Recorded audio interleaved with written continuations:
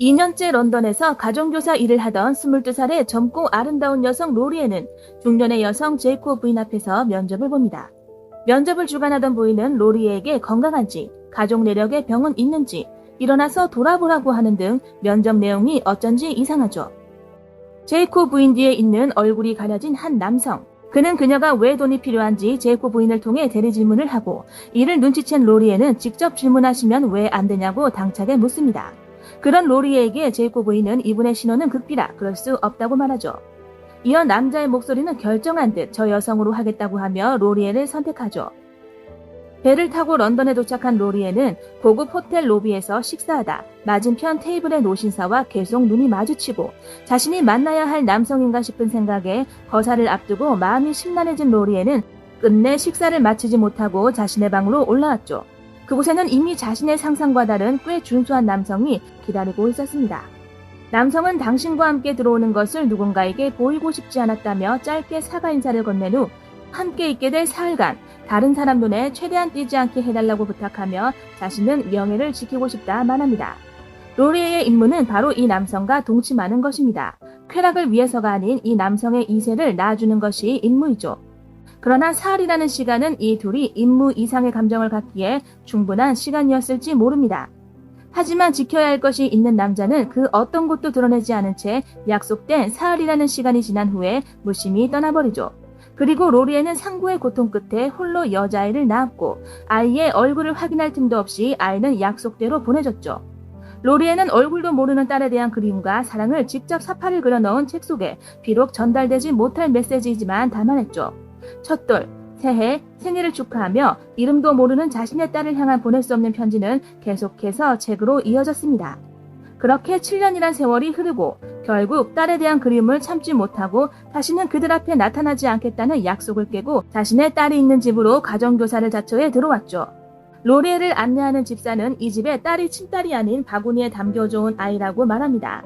이 말이 사실이 아니란 것을 로리에는 누구보다 잘 알고 있었죠.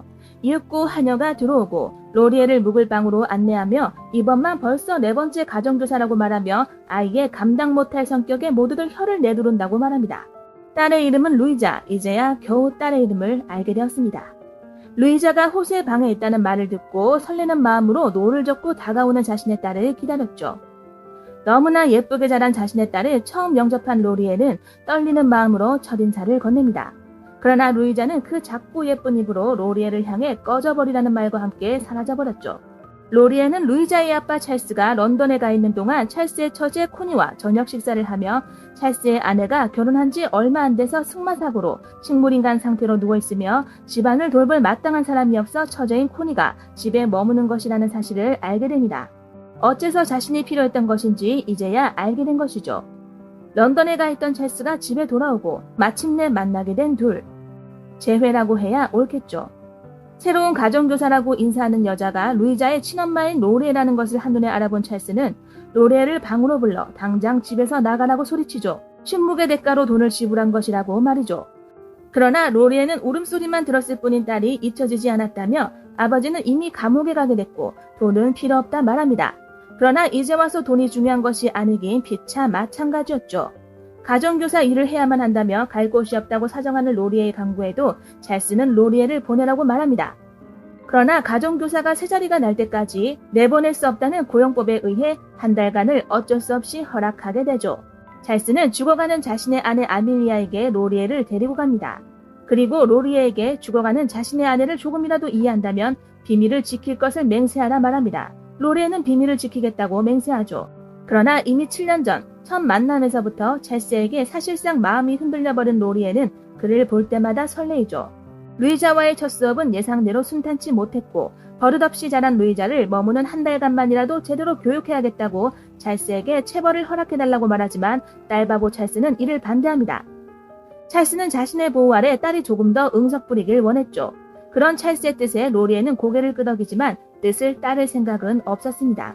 로리에와의 수업 중 루이자는 로리에가 잠궈버린 문 밖으로 나가게 해달라고 소리치고 로리에는 수업이 끝나기 전에는 나갈 수 없다고 단호하게 말하죠. 루이자의 비명소리를 듣고 쫓아온 찰스는 로리에에게 문을 열어라고 소리치고 로리에는 루이자를 안에 가둬둔 채 밖으로 나와 아이를 자신만 아는 이기적인 아이로 키울 것이냐고 말합니다.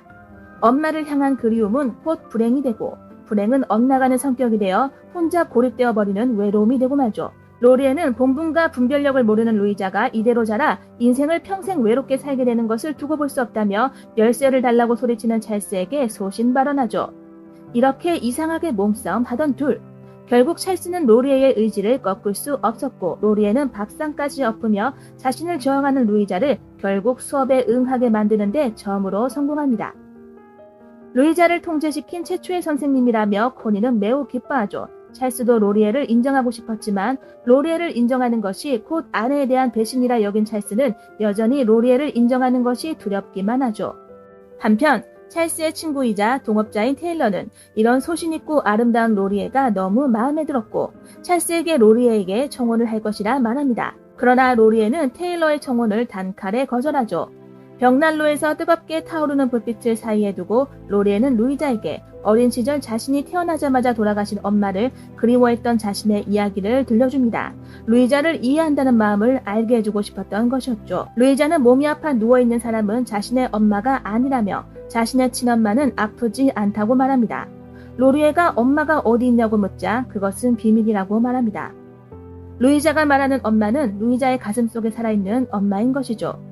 로리에가 테일러의 청혼을 거절한 것을 찰스가 알게 되고 마음속으로 기뻐하는 자신의 마음과 누워있는 아내 아밀리아에 대한 죄책감 사이에서 찰스는 갈등하고 로리에 또한 찰스를 향한 욕망이 점점 더 깊어만지죠. 늦은 저녁 시간, 로리에를 불러낸 찰스는 로리에에게 둘 사이에 있었던 사흘, 그 시간은 다시 돌아올 수 없는 것이라고 말하라고 합니다. 로리에는 그 말에 그렇다고 말할 수가 없었죠. 로리에는 자신의 감정을 거스르는 거짓말을 참아할 수 없었던 것이었습니다. 결국 찰스와 로리에는 서로에게 끌리는 감정을 숨길 수가 없었습니다. 그러나 둘의 사이를 알게 된 루이자는 혼란스러울 수밖에 없었죠. 자신만 사랑하는 줄 알았던 그리고 자신이 유일하게 믿는 아버지 찰스를 로리에에게 뺏겼다는 생각이 들었던 것이죠. 둘이 함께 있는 것을 목격한 루이자는 심란한 마음에 자신이 외로움을 달래는 유일한 곳인 호수의 방으로 가기 위해 겨울 추위에 얼어붙은 호수 위를 천천히 걸어갑니다.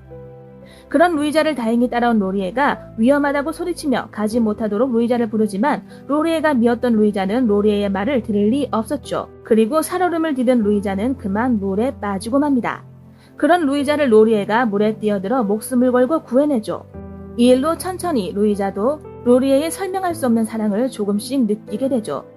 파티와 여자를 좋아하는 자신의 아버지 덕에 찰스는 빚더미에 앉게 되고 집안의 물건들을 차압당하고 저택에서도 더 이상 머물 수가 없는 형편에 놓이게 됩니다. 그리고 아밀리아도 더 이상 돌볼 수가 없는 처지가 된 찰스는 결국 어려운 선택을 하게 됩니다. 혹독하게 추운 겨울, 창문을 열어둔 찰스는 하나님께 자신의 아내를 받아달라 울며 기도합니다. 10년이란 세월 미동조차 없이 누워있는 자신의 아내를 이제 그만 놓아주기로 한 것이죠. 그리고 아밀리아는 지독히 추운 겨울 결국 숨을 거두고 맙니다. 처제라는 명분으로 한결같이 찰스의 곁을 지켰던 코니는 찰스를 연모하는 자신의 마음을 언니의 죽음과 함께 드러내고 찰스가 로리에를 사랑한다는 사실을 알고 떠나버리죠. 로리에는 찰스에게 아밀리아를 죽인 것이냐고 물었습니다. 찰스는 사실을 숨기지 않았죠. 그녀 또한 원하는 죽음이었을 거라고, 그리고 자신은 평생 죄인으로 살 거라고 말이죠. 로리에는 7년간을 찰스를 원한 자신의 욕망이 불러일으킨 일이라 말하며 자신 또한 아밀리아의 죽음 앞에서 떳떳하지 못하다고 말합니다. 찰스는 로리에에게 서로를 가질 자격이 있다 말하며 눈물을 흘립니다. 한편 로리에의 가르침 덕에 읽을 수 있게 된 루이자는 자신이 로리에의 딸인 것을 마침내 알게 됩니다. 루이자는 로리에에게 왜 자신을 버렸냐고 물었습니다. 로리에는 버린 것이 아니라 500파운드에 팔았다고 말하죠. 루이자는 처음으로 로리에를 향해 활짝 미소를 지어 보입니다. 루이자의 말은 엄마를 향한 용서였던 것이었겠죠. 상상 속 엄마를 늘 그리워하며 외로운 시간들을 보냈던 루이자는 저택을 비우기 전 꿈에 그리던 진짜 자신의 엄마와 호수의 방에서의 마지막 시간을 보냅니다. 그리고 세 사람은 저택을 떠나며 영화는 끝이 나죠. 집안이 망해 저택을 떠나는 저들의 모습이 전혀 안타깝거나 슬프지 않은 것은 완전한 가족인 서로를 얻었기 때문이겠죠. 스티븐 딜레인, 소피 마르소 주연의 영화 파이어 라이트, 리슨무비였습니다. 감사합니다.